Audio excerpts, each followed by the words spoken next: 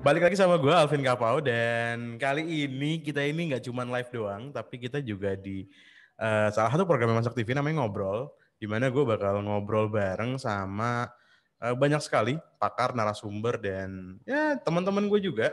Ya kita ngobrolin banyak hal dan buat teman-teman sorry banget tadi ada masalah teknis, jadi kita mulai lagi dari awal, sorry banget, agak sedikit lama ya, agak sedikit late, tapi nggak apa-apa. Yang penting keseruan kita akan tetap terjalin di sore ini. Dan gue bakal ngobrol sama seorang temen gue, dia ini adalah pengarang satu buku, namanya tuh ini, bukunya nih, ya, Masyarakat Adat dan Kedaulatan Pangan, dan kita bakal bagi-bagi ini buat giveaway ya.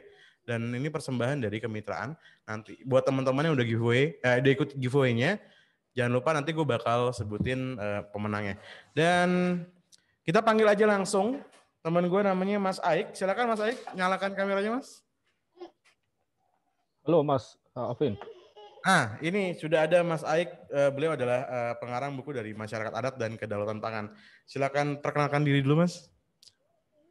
Halo, selamat sore Mas Alvin. Saya Ahmad Arif. Saya sehari-hari bekerja sebagai jurnalis dan peneliti tentang pangan. Wah, luar biasa sekali. Dan jujur aja kita bakal ngobrolin tentang bukunya Mas Aik nih Mas, Masyarakat Adat dan Kedaulatan Pangan. Dan di buku ini yang luar biasa sekali yang aku temuin adalah ada beberapa yang aku sudah catat ya Mas ya.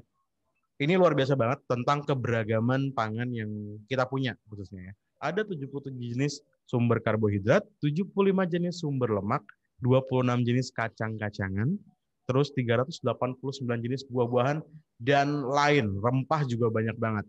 Nah, ini berdasarkan data tadi yang aku sebutin Mas ya, tetap terjadi polemik mengenai penyeragaman pangan gitu ya. Ini benar-benar kalau buat aku serius banget gitu ya. Sebenarnya pada realitanya praktek penyeragaman pangan itu seperti apa dan ditandai oleh apa sih Mas? Boleh dijelaskan oleh Mas Aik. Silakan Mas.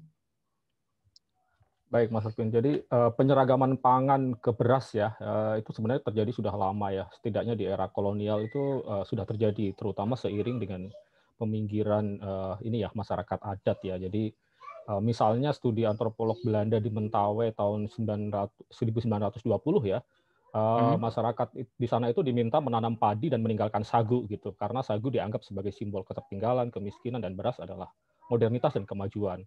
Jadi sagu yang ribuan tahun jadi sumber pangan leluhur mereka kemudian ditinggalkan. Tetapi sebenarnya perubahan yang paling drastis itu terjadi setelah Orde Baru sebenarnya, karena terutama tahun 60-an akhir ya dan awal 70-an yang Orde Baru yang terobsesi dengan swasembada beras. Di era ini seluruh kebijakan itu diarahkan untuk mengejar kecukupan beras ya, diantaranya program intensifikasi, ekstensifikasi penanaman padi ya. Di beberapa desa di Mentawai misalnya pada tahun 70-an itu kalau mau menikah harus buka sawah dulu gitu. Dan Oh ini gitu. pada era ini ya dan pada era-era itu kan transmigran dari Jawa, Bali itu kan dikirim ke berbagai macam daerah di luar Jawa ya, dan Ya. biasanya diikuti dengan pembukaan sawah kan.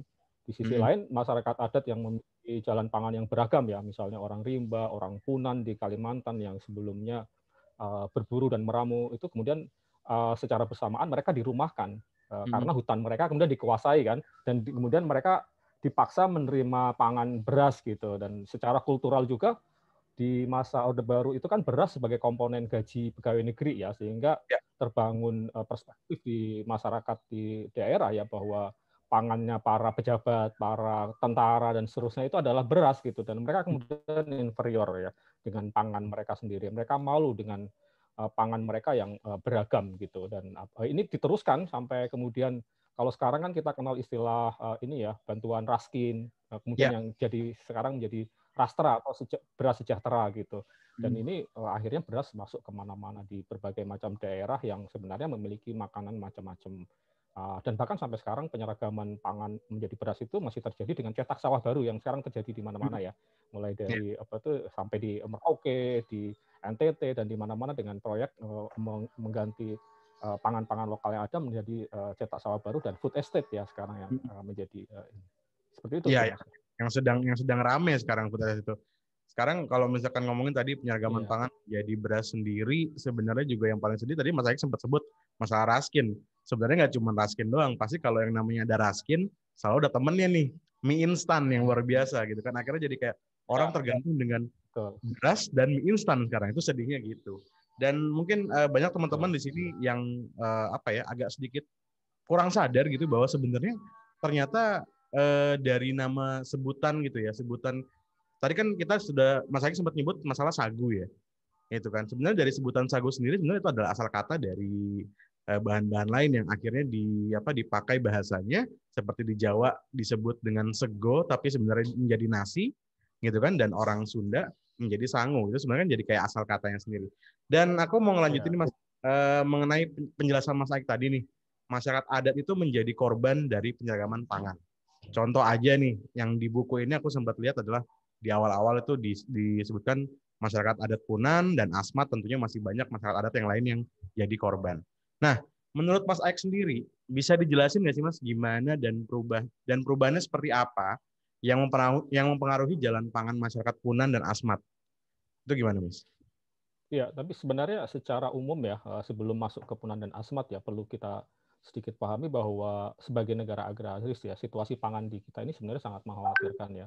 Impor pangan itu terus meningkat, termasuk beras ya, dan bahkan kita sekarang jadi pengimpor gandum terbesar di dunia ya. Gandum ini makanan baru yang baru masuk tahun 70-an, tapi sekarang sudah menggeser beragam pangan lokal yang lain termasuk sagu ya.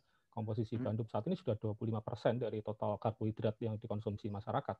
Nah, indeks kelaparan global Indonesia juga tahun 2019 misalnya itu kita berada di kondisi yang kategori serius ya, nomor 70 dari 117 negara.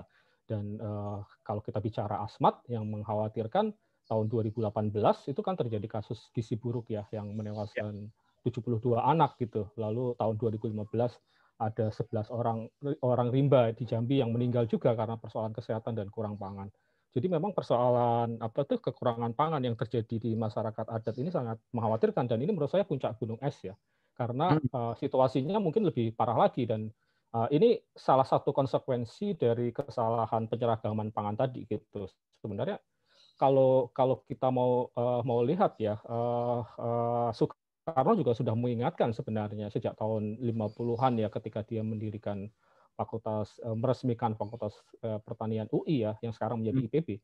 Itu adalah dia mengingatkan bahwa kita nggak akan bisa memenuhi kebutuhan pangan kita kalau hanya bertumpu pada beras. Jadi kita harus memperhatikan keberagaman sumber pangan di daerah dan jalan pangan yang berbeda-beda. Tadi kalau orang Punan, Punan Batu misalnya, dia makan dari beragam sumber pangan yang dia temukan di hutan, berbagai macam umbi-umbian ketika dia melakukan meramu dan berburu binatang di hutan dan seterusnya. Demikian juga di Asmat sebenarnya mereka berlimpah dengan sagu, tetapi kenapa mereka kekurangan pangan? Karena kemudian itu mereka tergantung pada pangan yang tidak bisa tumbuh di sekitar mereka sendiri, tidak bisa dibudidayakan sendiri, harus didatangkan dari luar.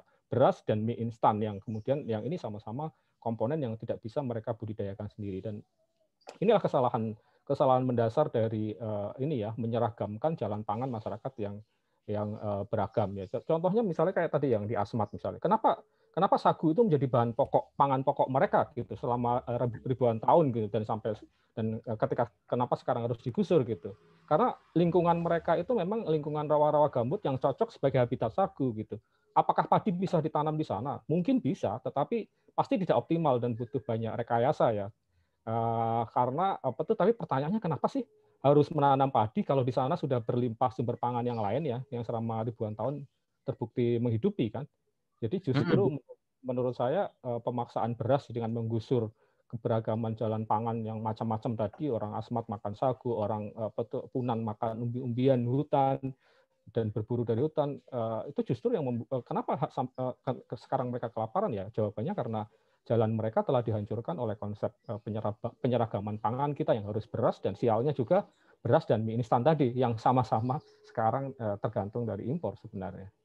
Berarti artinya sebenarnya ini nggak sih Mas, kayak masyarakat Punan dan Asmat ini sebenarnya kayak mereka tuh di brainwash gitu, di brainwash itu otaknya seakan-akan mereka jadi kayak, wah gue udah nggak tahu lagi gue harus makan apa, dan gue bergantung akhirnya sama si beras dan mie instan dan makanan lainnya gitu. Seperti itu nggak sih Mas? Ya, salah satunya seperti itu. Jadi saya itu beberapa kali misalnya ke Asmat ya, kalau terbang dari Asmat dari Timika misalnya, kita di pesawat kecil itu harus berbagi dengan berdus-dus mie instan sebenarnya. Ini sangat menyedihkan sekali gitu. Jadi mie instan diterbangkan ke pesawat, sementara mereka punya pangan lokal yang mulai ditinggalkan. Dan karena ruang ulayat mereka itu kan juga semakin rusak dan terokupasi ya oleh berbagai macam fungsi yang lain ya, terutama untuk perkebunan dan yang lain-lain. Jadi seperti itu. Jadi masyarakat ini adalah penyeragaman pangan itu juga bisa dibilang sebagai penundukan dan penggeseran budaya lokal di berbagai macam daerah sebenarnya. Itu, Mas. Nah, Mas, yang menarik nih Mas dari buku ini nih Mas nih, aku pengen nanya tentang masyarakat Boti dan Moramba dan Mauramba nih Mas. Ya, Ya. pelajaran kedaulatan pangan apa yang bisa kita pelajari dari mereka nih Mas? Ya, Boti ini salah satu masyarakat adat di Kabupaten Timur Tengah Selatan ya, di Pulau Timur ya. Kalau Meramba dan Mauramba ini kan di Pulau Sumba, tepatnya di Sumba Timur. Kedua daerah ini menarik nih sebenarnya karena sama-sama berada di iklim kering, tetapi nasibnya kemudian berbeda gitu. Boti sampai sekarang itu masih bisa mencukupi kebutuhan pangan mereka secara kuantitatif maupun kualitatif ya, karena sampai sekarang mereka menolak bantuan Raskin, Rastra gitu. Mereka nggak mau menerima itu. Sekalipun kabupaten TTS itu, kabupaten di tempat Boti ada itu memiliki tingkat gizi buruk yang salah satu yang tertinggi di Indonesia sebenarnya, tapi di Boti itu tidak ada kasus gizi buruk dan stunting sebenarnya. Karena apa gitu? Karena mereka masih berdaulat pangan mereka gitu ya. Sebaliknya di Meramba saat ini tergantung beras dari luar sebenarnya. Jadi termasuk menerima Raskin dan seterusnya. Padahal sampai tahun 80-an sebenarnya masyarakat Meramba ini seperti masyarakat Boti, berdaulat pangan juga. Jadi apa sebenarnya kunci yang membedakan mereka gitu? Padahal sama-sama di lahan kering, tapi yang satu bertahan atau tidak. Jadi kuncinya ternyata yang saya lihat masyarakat Boti ini memiliki kedaulatan dalam produksi dan konsumsi ya. Produksi dalam artian mereka masih memproduksi beragam jenis sumber pangan, mulai dari mereka menanam padi ladang, menanam sorghum, menanam jagung, jewawut, kacang-kacangan dan banyak yang lain ya, dan juga ternak gitu. Jadi mereka menerapkan pola tanam sesuai peranata adat mereka gitu. Jadi termasuk kapan harus tanam, kapan harus panen. Sistem ini masih berjalan gitu. Dan ini yang menurut saya membuat masyarakat Boti itu bisa dibilang contoh masyarakat adat yang berdaulat pangan gitu. Sebaliknya di Meramba ketika jalan pangan mereka rusak ya, salah satunya karena mereka beralih dipaksa nanam padi pada tahun 80-an di era intensifikasi padi itu. Mereka sekarang justru mengalami kemunduran kedaulatan pangannya. Seperti itu, Mas. Nah, Mas, sedikit Mas, pertanyaan Iya. cepat aja Mas. Kalau nih Mas Aik gitu ya, tiba-tiba tinggal di satu daerah lah ya, Mas Aik harus memilih gitu untuk menanam sesuatu gitu ya. Ini cepat aja. Mas Aik lebih pilih mana? Mas Aik akan memilih beras atau Mas Aik akan memilih sumber pangan lain, karbohidrat lain yang mungkin ya tadi Mas Aik sudah sebutkan ada sorghum, jewawut, mungkin ada bili dan lain-lain sebagainya. Mana yang Mas Aik pilih? Beras Kalau untuk dimakan sendiri, saya akan memilih non beras. Kenapa? Karena jauh lebih mudah diproduksi kan sebenarnya. Kita nanam ubi jalar, tinggal masukkan di tanah sudah tumbuh sendiri. Kita nanam singkong, tinggal tumbuh sendiri. Padi itu salah satu jenis tanaman yang butuh ekstra dalam budidayanya. Butuh air, butuh iklim, butuh mengolah tanah dengan intensif, pestisida, pupuk dan yang lain-lain. Jadi saya akan memilih untuk menanam yang lain yang jauh lebih mudah dan membuat tidak terlalu berkeringat sebenarnya kalau dibandingkan padi. Sebenarnya agak lucu berarti Mas ya. Kalau ya kita bergantung pada beras, tapi prosesnya itu ya nggak mudah gitu kan.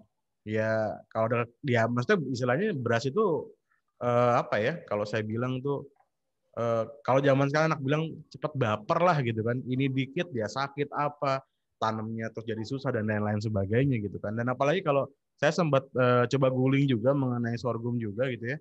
Ternyata kandungan gizinya malah jauh lebih baik daripada beras sebenarnya. Kok iya lucu juga sebenarnya. Akhirnya kita menjadi tergantung pada satu sumber bahan istilahnya yang sebenarnya sulit untuk dibudidayakan gitu kan. Ini berarti ada pengaruh politik nggak sih Mas sebenarnya dari zaman dulunya Mas? Ya tadi seperti yang saya sampaikan ada pengaruh politik dan budaya pangan ya yang menjadikan beras seolah-olah sebagai kasta pangan dengan kasta yang lebih tinggi gitu. Ketika misalnya sekarang nih, misalnya sekarang di NTT kan sebenarnya masyarakat di sana masih nanam beragam tanaman yang tahan kering ya, misalnya ada jagung, ada sorghum juga. Tetapi dan itu memang tanaman yang sesuai dengan konteks region mereka gitu ya, ecoregion mereka gitu, tanaman yang bisa tumbuh baik di iklim mereka. Tetapi ketika misalnya kita tanya mereka gitu, kamu makan apa, atau ada tamu lah datang ke rumah mereka, itu yang akan dikasihkan beras gitu, yang mungkin dia datang berasnya harus beli gitu terpaksa gitu, karena ada tadi itu selama puluhan tahun seolah-olah pangan lokal ini menjadi inferior gitu, orang jadi malu ketika mengkonsumsi pangan lokal ini. Saya pernah ada cerita yang lucu sebenarnya waktu itu di Halmahera ya, di sana itu lahan sagu yang sebenarnya sagu masih menjadi konsumsi masyarakat ya, itu kemudian digusur oleh proyek cetak sawah baru. Waktu itu saya tanya sama salah satu pejabat lokalnya ya, saya tanya kenapa harus digusur ya sagunya. Dia bilang saya pengen pintar seperti orang Jawa makan beras gitu. Jadi ini menurut saya Malah lucu ya. ya karena tadi ada proses panjang peminggiran ragam pangan lokal ya, secara kultural seolah-olah direndahkan. Padahal kalau kita mau jujur sebenarnya setiap daerah yang memiliki ragam pangan yang macam-macam ini sebenarnya merupakan proses panjang kebudayaan ya, dan sudah sesuai dengan konteks ekoregionnya. Kalau kita mau lihat misalnya datanya ya, misalnya padi yang 50% lebih ya, produksi padi di Indonesia itu hanya dihasilkan oleh Pulau Jawa dan Bali yang luasannya hanya 7% dari daratan di Indonesia gitu. Kenapa? Karena memang yang cocok untuk nanam padi ya hanya Jawa dan Bali sebenarnya, dan orang yang memiliki budaya bercocok tanam padi secara turun-temurun selama ya orang Jawa Bali ya, selain mungkin beberapa spot di Sulawesi dan Sumatera. Sementara di Papua, di Maluku, di tempat lain mereka punya jalan pangan yang berbeda-beda yang memang cocok di ecoregion mereka gitu. Misalnya sagu ya memang cocok di daerah rawa-rawa, gambut di sekitar Merauke dan seterusnya. Itu sih. Sebenarnya sebenarnya dari sisi itu kita bisa lah, boleh lah. Mungkin teman-teman yang lagi nonton live juga eh, menyimpulkan sedikit gitu ya mengenai program yang ada saat ini dan akan dijalankan ke depannya gitu. Saya nggak mau nyebut ada program apa sebenarnya di depan. Tapi ini yang saya pengen bahas sebenarnya ya udah bukunya Mas Eka aja. Ini dalam buku ini nih ya. eh Mas Eka tuh banyak banget ngelakuin penelitian kan, ya kan terkait tentang jalan pangan. Nah, menurut Mas Aik sendiri, apa sih yang mempengaruhi masyarakat adat yang saat ini masih menganut dan mempertahankan jalan pangan asli, sehingga mereka tuh bisa berdaulat secara pangan? Apakah mereka karena mereka mengisolasi diri mereka atau bagaimana, Mas? Iya, jadi kalau yang saya perhatikan ya, tadi kayak misalnya perbandingan antara Moramba sama Boti ya. Jadi kunci kedaulatan pangan pada masyarakat adat itu adalah ketika mereka masih berdaulat dalam proses produksi dan konsumsi.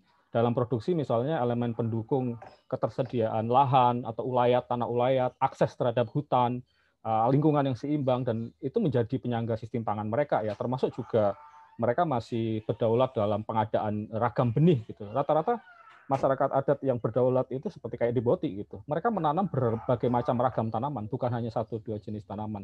Dan juga sistem sosialnya masih jalan ya, termasuk misalnya sistem lumbung, juga modal sosial untuk bergotong royong ketika melakukan penanaman bersama maupun pemanenan bersama.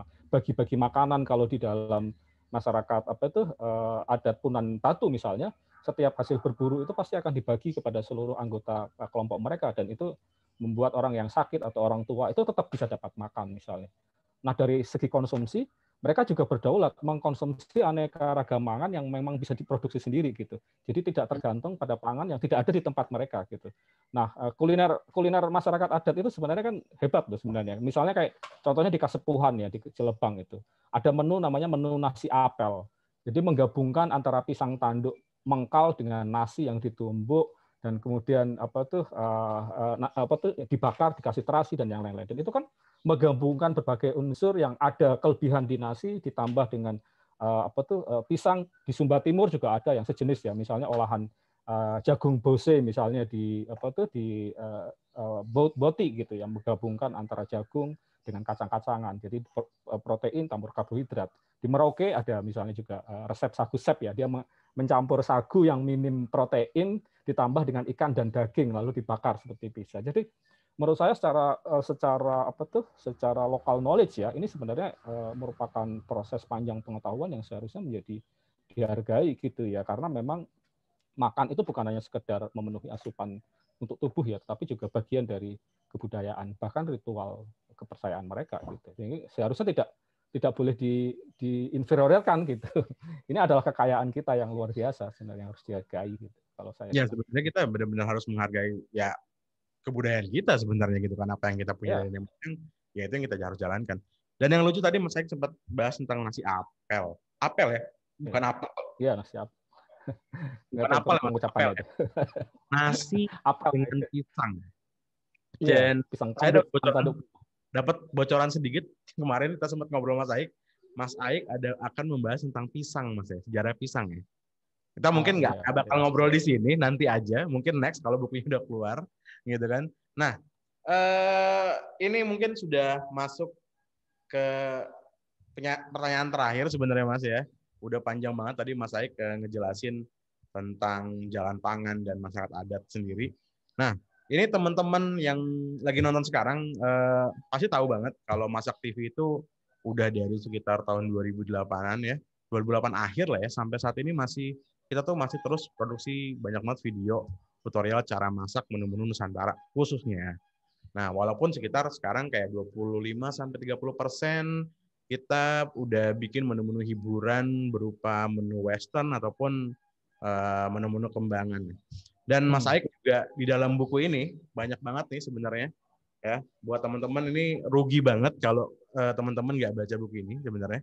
Ini mengcapture makanan dan menu leluhur khususnya yang ada di masyarakat adat. Itu penting banget. Jadi kita bisa tahu banget tentang ya kita tuh siapa, budayanya seperti apa. Nah, aku pengen nanya pendapat sedikit sama Mas Aik sih.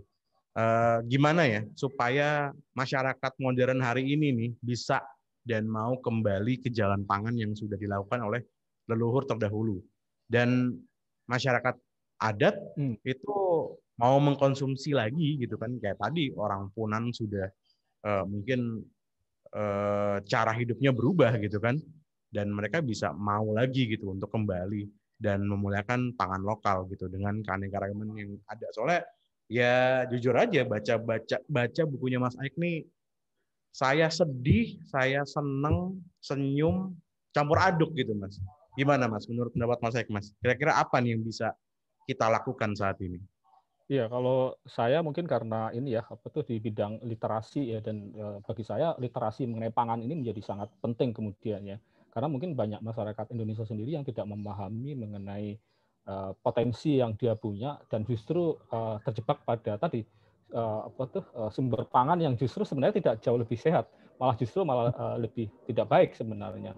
Jadi pertama-tama menurut saya kita harus memahami bahwa jalan pangan yang sudah diwariskan oleh nenek moyang kita dalam beragam jenis kuliner itu merupakan proses panjang kebudayaan ya. Dan setiap menu itu memiliki proses adaptasi terhadap lingkungan yang spesifik seperti yang saya singgung tadi misalnya. Dan ini adalah kearifan lokal ya, tadi seperti nasi apel, paduan beras dengan pisang tanduk misalnya, lalu jagung bose, jagung dengan kacang-kacangan, hingga sagu lempeng misalnya yang bisa tahan sampai berbulan-bulan bahkan setahun misalnya. Ini kan dan instan bisa dimakan, dikasih apa tuh, tinggal dikasih apa tuh kopi panas atau minuman panas sudah bisa dimakan misalnya. Lalu jika sekarang misalnya beras dianggap superior, ini adalah kekeliruan dan ini yang harus dibenahi menurut saya. Jadi harus ada perubahan perspektif dari kebijakan dan tata kelola pangan juga gitu. Dan lebih penting sebenarnya yang juga harus kita pahami bahwa makanan yang terbaik itu menurut saya bukan hanya yang dari lokal yang ada di sekitar kita, tetapi makanan yang dimakan oleh leluhur kita. Kenapa? Karena sebenarnya saat kita makan itu bukan hanya untuk memenuhi tubuh kita, tapi juga untuk memberi makan mikrobioma pencernaan sebenarnya, atau kumpulan jasa ternik yang ada di dalam pencernaan kita. Ada triliunan sebenarnya di dalam pencernaan kita, itu ada bakteri, jamur, virus, dan yang lain-lain yang itu diwariskan oleh lingkungan dan leluhur kita ketika kita lahir. Makanya dan hidup mereka itu tergantung pada apa yang kita makan, sebaliknya hidup kita juga ditentukan mereka. Keseimbangan mikrobiom itu penting dan banyak sekali riset yang sudah menunjukkan bahwa keberadaan mikrobiom ini sangat penting bagi penopang kesehatan kita sebenarnya dan bahkan imunitas kita dan seterusnya. Makanya sekarang banyak beberapa studi ya, misalnya ada istilah juga misalnya paleo diet itu salah satu, atau makanan luhur yang kuno itu salah satu makanan yang paling sehat sebenarnya, karena itu sudah melalui proses adaptasi panjang oleh mikrobiom di tubuh kita. Jadi kita harus bangga dengan aneka ragam makan yang ada di sekitar kita yang juga diwariskan oleh leluhur kita yang sangat beragam ini. Dan ini menegaskan bahwa memang harusnya keberagaman itu sebagai anugerah terbesar Indonesia ya, itu juga menjadi dasar bagi kebijakan pangan. Jadi kebijakan pangan itu harus didasarkan pada konsep keberagaman Nusantara gitu, keberagaman sumber pangan sesuai ecoregion-nya dan juga keberagaman jalan pangan dan budaya pangan masyarakat. Itu sih Mas kalau saya. Iya, oke. Wah, ini luar biasa banget sih. Mungkin kayak tadi masalah keberagaman itu kayak ini juga saya sambil baca ada komen nih dari Almira _ Kaira itu lomba non beras. Jadi suka banyak ragam menu selain menggunakan beras. Ya luar biasa sih. Dan akhir-akhir ini juga banyak sekali memang kayak ya itu mencoba untuk mencari lawannya beras gitu dengan sumber daya lain gitu untuk dijadikan mungkin kreasi-kreasi baru ya. Cuman kalau dan saya jangan pribadi, lupa ya, jangan hanya keluar dari candu beras tapi juga keluar dari candu gandum, candu terigu. Itu lebih berbahaya juga. Karena juga ini ya, apa tuh ada banyak kasus sebenarnya gandum itu kan memiliki gluten ya, yang itu memicu berbagai macam penyakit kan sebenarnya kan, termasuk celiac disease, memicu autis dan lain-lain. Sehingga sementara sumber pangan atau tepung-tepungan kita itu rata-rata bebas gluten, sagu itu nggak ada glutennya, tepung Garut, tepung ganyong dan macam-macam yang lain. Jadi pangan lokal kita itu lebih baik lah sebenarnya. Dan si gandum tersebut ternyata saya pernah baca penelitian sedikit, ternyata itu juga memicu stres gitu kan. Maka kenapa orang-orang Eropa gitu ya, mereka lebih banyak yang stres daripada orang kita gitu kan. Sebenarnya ya dia bisa. Salah satunya tadi itu. Kalau banyak gitu kan. Takutnya celiac disease orang. Tapi ya itu memang penting ya diingatkan ya, karena memang kan gandum ini kan makanan yang baru ya, baru tahun 70-an masuk ke kita, tapi sekarang udah sangat dominan kan. Hampir semua resep-resep kue tradisional kita yang dulu tidak ada unsur gandum sama sekali, sekarang bahkan diganti dengan banyak yang berunsur gandum. Gorengan sih Mas, bahaya Mas. Ya kan? Gandum itu ya. Apa tempe mendoan, bakwan, dan itu udah gandum semua. Gitu. Tapi padahal bisa untuk tepung lain juga bisa, iya. Ya. Mas Aik, thank you banget buat penjelasannya. Ini juga udah banyak teman-teman. Sebenarnya aku pengen ada Q&A, cuman takutnya waktunya nggak cukup. Cuman sebelum kita, mudah-mudahan masih ada waktu sedikit ya.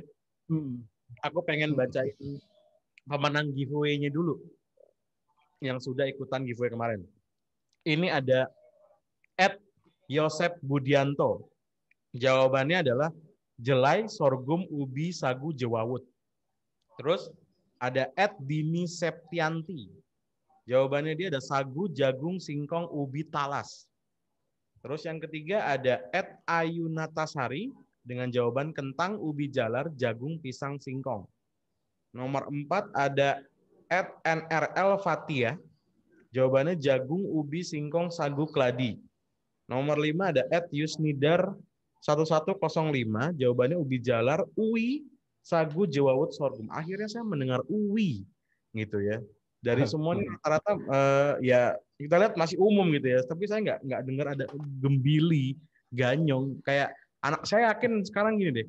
Anak sekarang kalau dikasih ganyong sama lengkuas pasti mereka ini bingung gitu. Gitu kan? Karena kurang lebih kan mirip gitu Mas ya. Kalau mau bawa restoran ini enak loh, ini karbohidrat loh. Loh, ini apa lengkuas dimakan gak enak gitu.